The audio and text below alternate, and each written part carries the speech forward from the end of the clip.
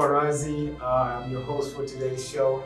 I have my special guest here today. My sister is here. Please go ahead and introduce yourself. My name is Agatha.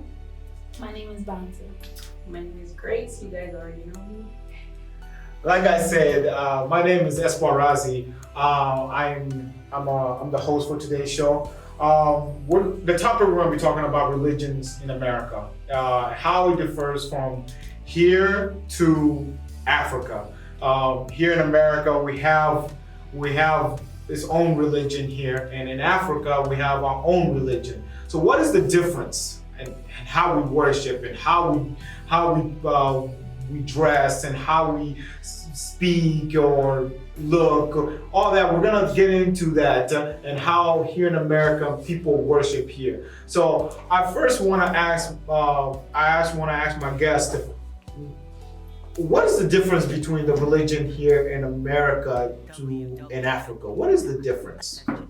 Well, the difference, there's a lot of differences that in religion that are shown and seen here in Africa, because I feel like the US isn't really bothered by it. I feel like it's more cherished in Africa rather than here, because here it's like everybody's doing their own thing, chasing money, and if it's not chasing money, then just living your best life, or say they like to call it. But in Africa, people have more respect, self-respect for themselves, and they know that they're here for a purpose, and they were here because of a really important cause. Okay. And you said the differences between here and Africa. Like the religion, like the songs are different, how we praise God, how we sing, the clothes that we wear, from how we, from the teaching that we learn. It's all like a lot of different things, as you was asking, like what is different. And I feel like that's what separates us from them, and then us from, from other people who worship different types of gods, and then for us who worship God, but then it all pushes off from religion. Yeah, and I would say the main difference is the fact that back in Africa, we would go to church and we are more likely to learn a lot. We have more time with God, and we have more time learning the Bible. And then here, it's just that little amount of time that you have to go to church. And then once you get to church, it's like they're not actually telling you everything, or like, in Africa, we have at least 3 or 2 hours just learning or hearing what the preacher is telling us, and we learn something from that. But here in America, it's just that 25 minutes that they give the preacher, and then it's like they just have this one verse, and this verse, this is what it means, and this is that, and that's it. They don't go deep into it, and then most of the topic, they tend to like hide it from people.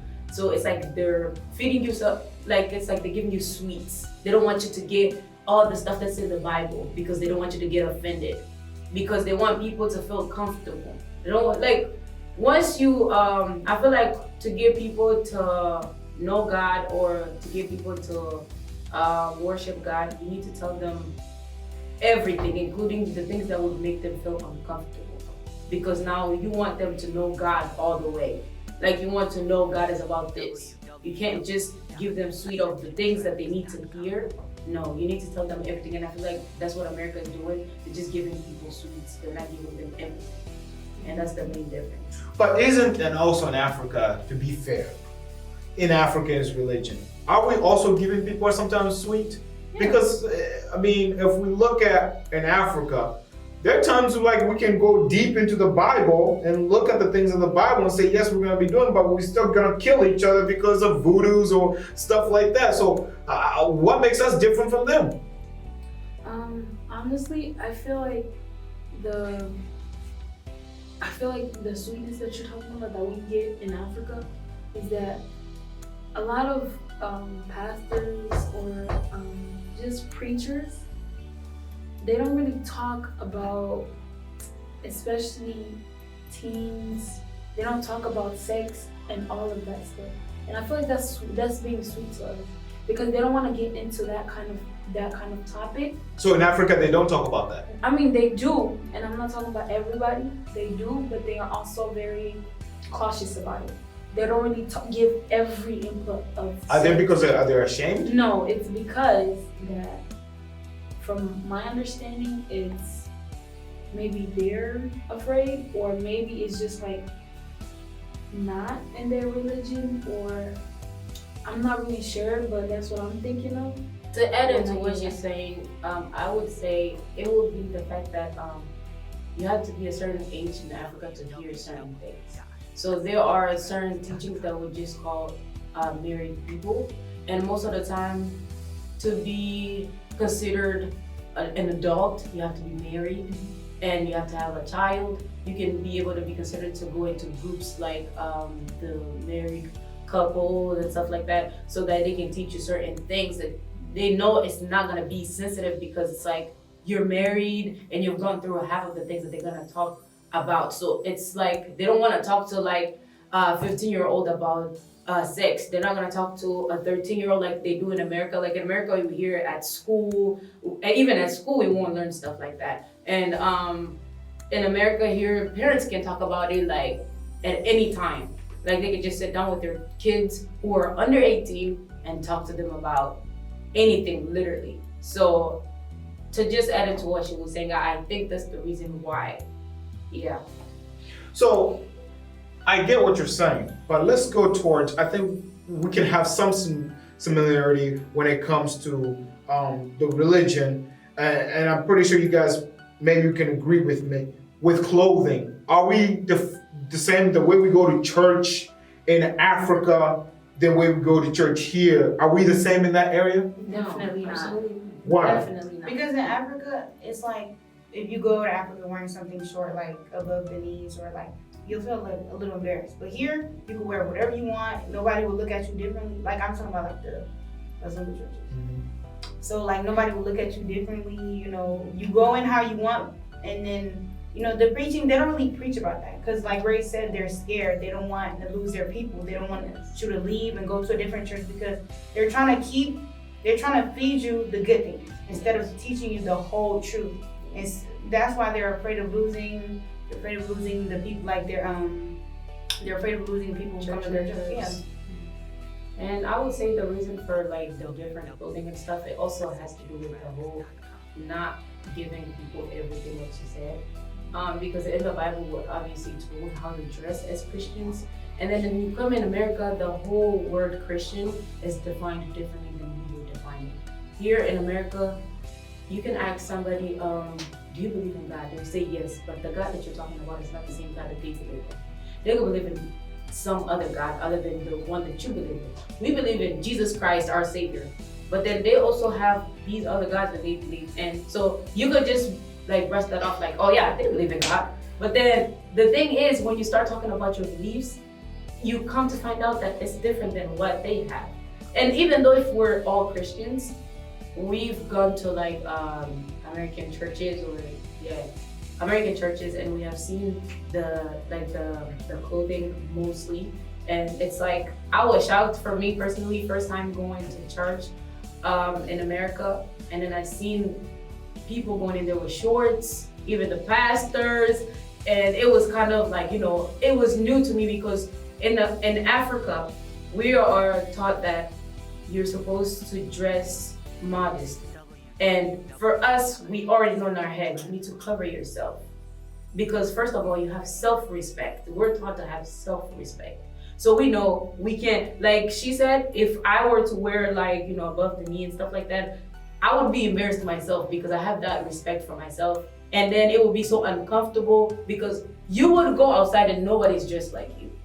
You would literally go outside and nobody's gonna be wearing shorts, nobody's gonna be wearing skirts above the knees or anything like that. But here in America, it's okay, it's normalized. So you can go to church however you want, you can go outside the church and smoke. You know, it's all like normal here. They just make it that normal so that people can be comfortable, so that they can just go anyhow, basically. They can just go anyhow. There's no such thing as, oh, we have to dress modestly or anything like that. Or maybe they know that in the Bible it says we have to dress modesty, but they don't really like talk about it. How does that modesty look like? And so everybody has their own idea of what it looks like here. While in Africa, or I would say where I'm from, I would say that we're taught modesty looks like this. Yes, that's what I was. I would like to add, another thing is, I feel like that also has something to do with the society. Like if you look in Africa, there's people that are gonna talk about you if you just go outside with like shorts or like anything that's above your knees. Like they're gonna call you prostitutes, all those kind of things. That's why I feel like though most people, they would rather cover themselves instead of wearing shorts. Because you could be like the most purified, the most like, I don't know, light-hearted, but what you dress is like different from what you are expected of or what you claim to be. Like I could dress in a certain way and say that, oh yeah, I don't believe in God. I could cover myself like as much as I want, but then I can say that I don't believe in God. But America, I mean, it can't be that bad. I mean, I'm pretty sure since we came here, we've gone some things from them, from church that we like about them, and there's something that we've gone from African churches that we don't like about them. So if we're talking about American churches and it's religion, what are those things that we might say, you know what, Africa needs to change this because America knows how to do good in this in church than Africans? Like, what are those things? I mean, it can't be that bad. I mean, we go to church. I'm pretty sure all of you guys been to a American church, and you've seen how they worship and everything. Can there be some stuff that you admire about them that you don't see in African churches? For me personally, I won't speak for everybody because people would feel different about it, but for me personally, based on how I grew up, and honestly, I sometimes feel like I'm out of place when I go to like an American church because I feel like I'm an outsider. The way that they worship is different. We are known to worship, like have time with God.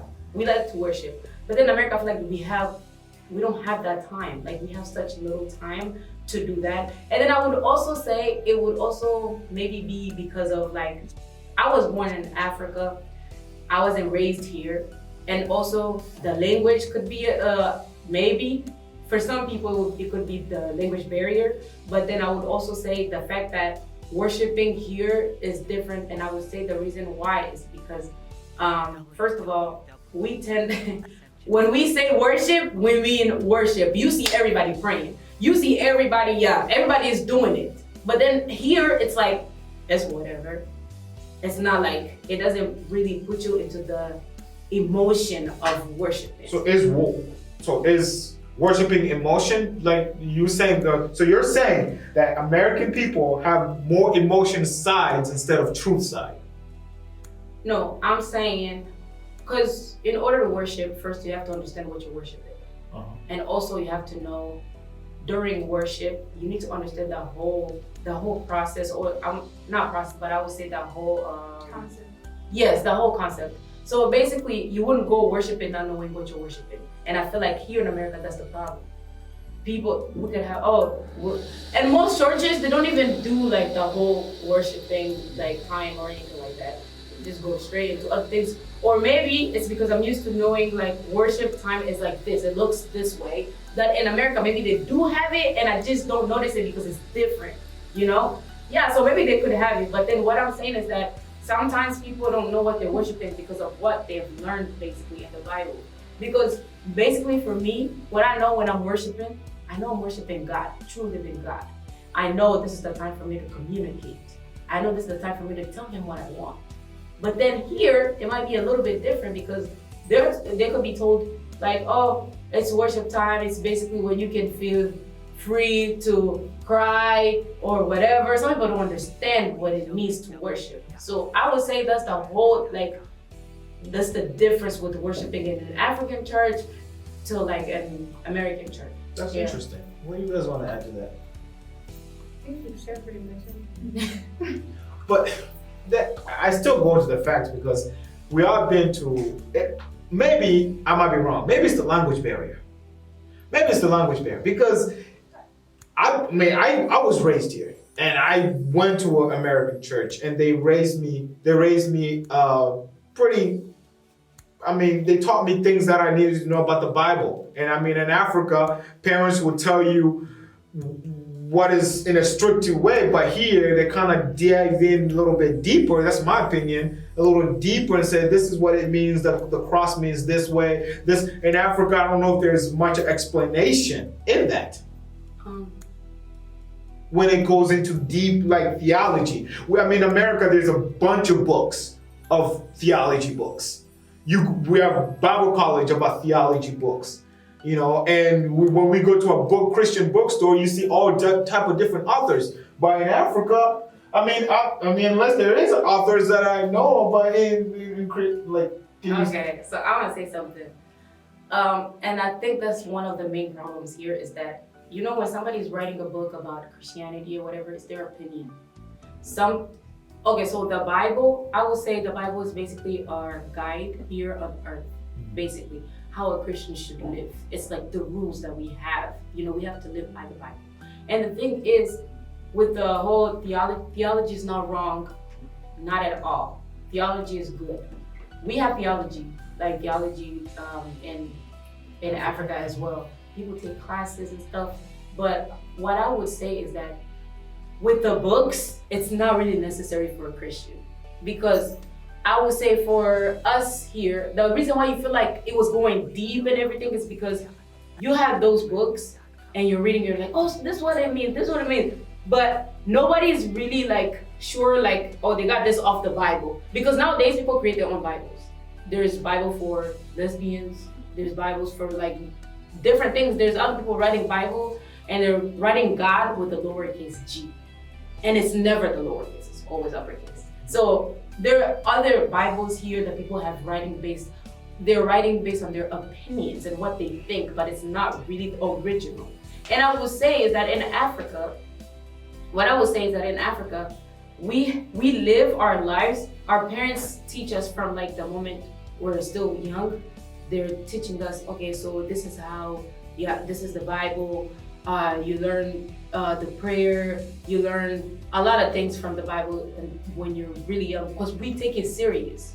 Like, because we don't really have distractions, like she said. We don't have distractions like, we are going to work for 8 hours, we have this, we have that, you know? So we have that time to sit around and really just get into the whole concept of church.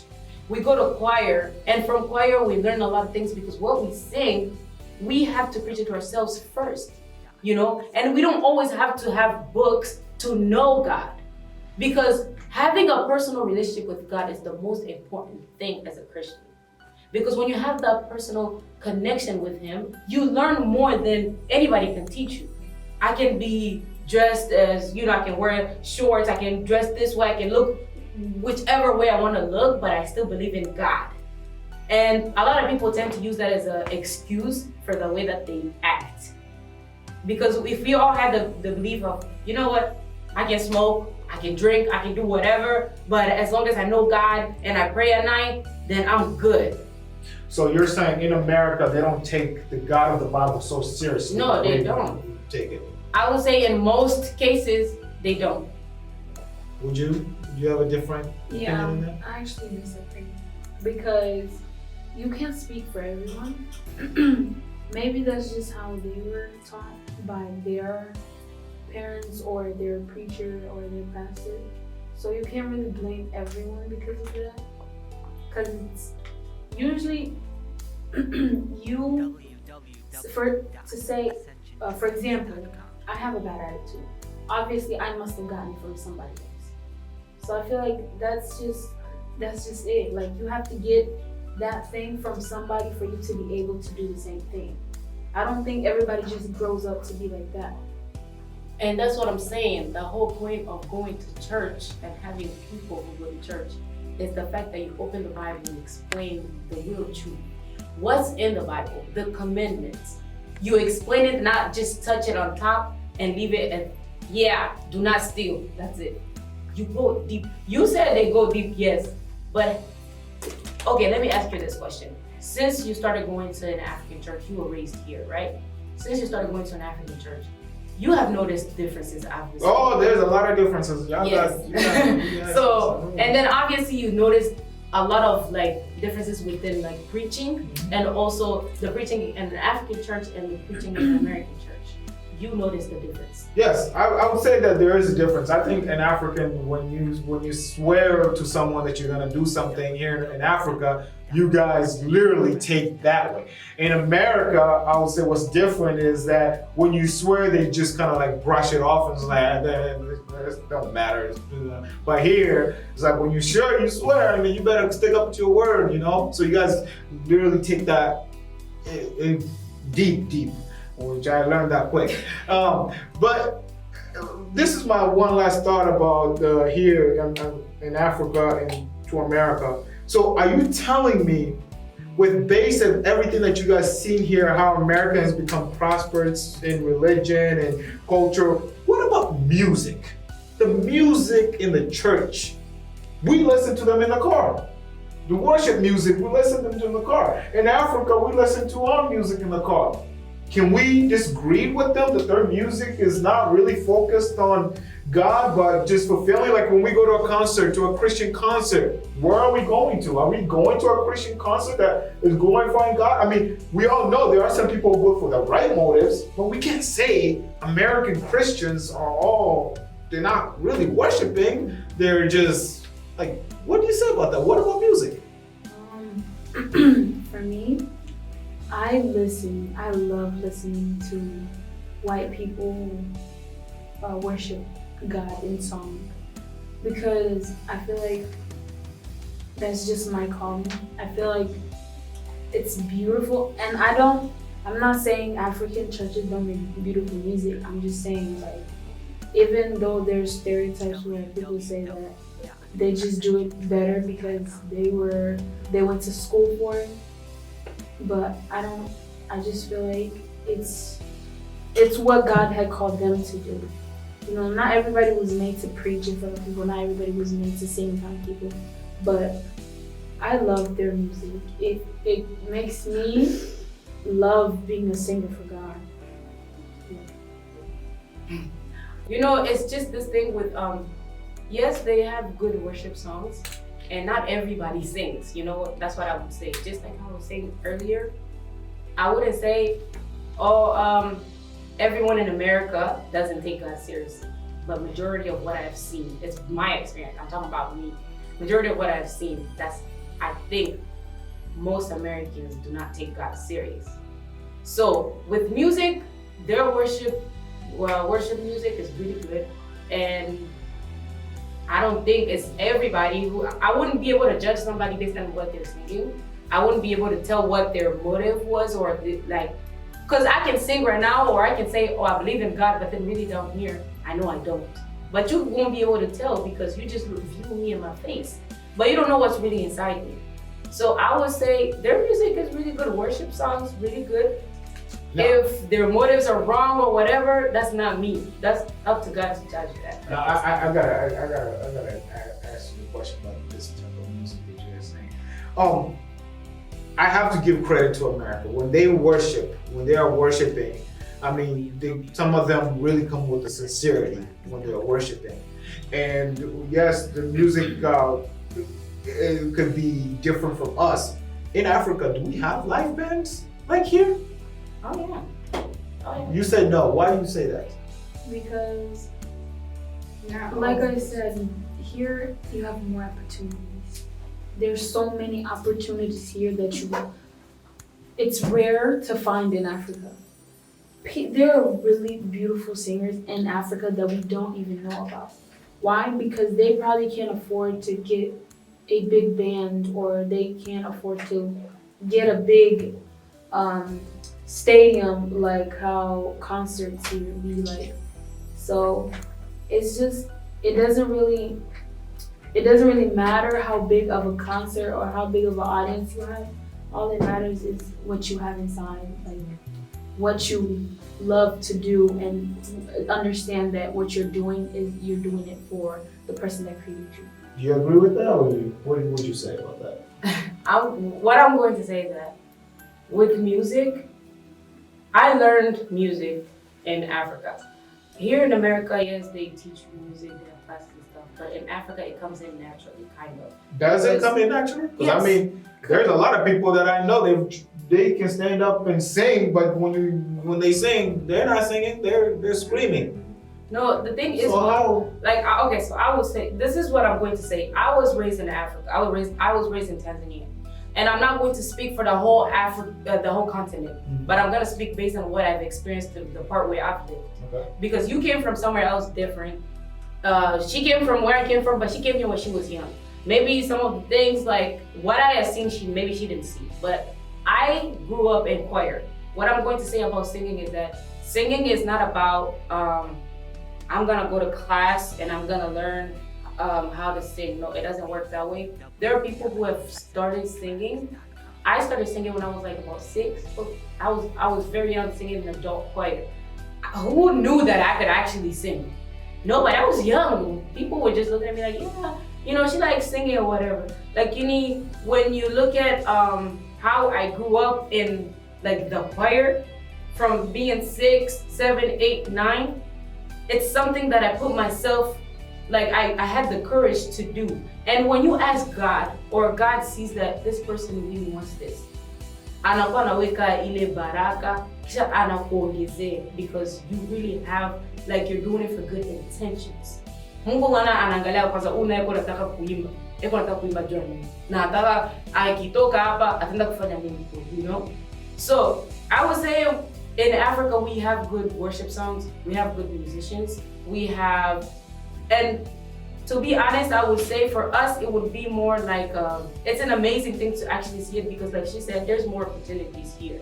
But then to see somebody in Africa worshiping and they're known here, like they're big gospel artists and people listen to them all over the world, it's an amazing thing, because we don't have that much of, like, you know, the accessories to put our music out there, or it doesn't go out like how it goes in America. We don't know the system of how, like, you know, the whole reason why American music will go or whatever, but in Africa, it's amazing. So I would say, I'm not going to say that American people can't make music or anything like that. Their worship songs is good. I am not a big fan of like American music in general, but I would say, because I was raised in Africa and I don't put myself into that type of stuff, but there are songs that I like from Hillsong or whatever. It's good, but music really is based on how you feel as a person. Like she said, if she likes listening to like American worship songs that make her feel like, yeah, you know, connected. For me, it's different. I would listen to a Swahili worship song and I would get. So African songs, many of them you don't feel connected to. Of course I do. That's where I came from. Okay. What do you think with music? I like all music. All music. Yeah, like all. I mean, you know what I'm saying? Like, I listen to both American worship songs and African worship. So you have no differential in that. Do you think all of them are spiritually and you can get connected to God? I mean, as long as I understand what they're saying, yeah. And I mean, like, we sing Swahili songs when we're worshiping. So if you don't feel connected to your own language or your own culture type of music, how can you really feel connected even if you're in an African choir? How can you really connect to God while singing in choir? Wow, that is interesting. That is interesting. Well, thank you so much, guys. Thank you so much for having this opportunity to come speak with me here. There is a lot of topics here, because of time, we're gonna have to cut it short. Maybe, God willingly, next time we're gonna come back to this debate, this discussion on this type of religion here in America and in Africa. There's a lot of differential. The way we dress, the way we sing, the way we go to church and stuff like that. I mean, actually, I just thought about this. The time frame is always different. I mean, we with the time frame, the way we come to church is always different. I'm pretty sure we can agree with them. In America, we see, I think that's one thing. Come as you are, but don't stay as you are. Like, what does that translate in our mind, in an African perspective? Come as you are, but don't stay as you are. In America, you can come as you are. Literally. Literally, you can come as you are, and you can stay as you are at that time. Do we agree with that? Yeah, that's true. Right? So I think we have there's a lot of differential from the African side church and for the American side church. But one thing that we are agreeing, I think we can agree, we are trying to seek God. Yes. We are trying to seek God, either good or bad. We're all trying to seek God. Guys, if you're turning in, my name is Espoir Razi. First, I want to thank to my guest here for this discussion. Please, if you haven't subscribed to our channel, go ahead and hit that subscribe button and hit that like button. And like always, be faithful to God. Thank you so much and have a blessed day. Goodbye.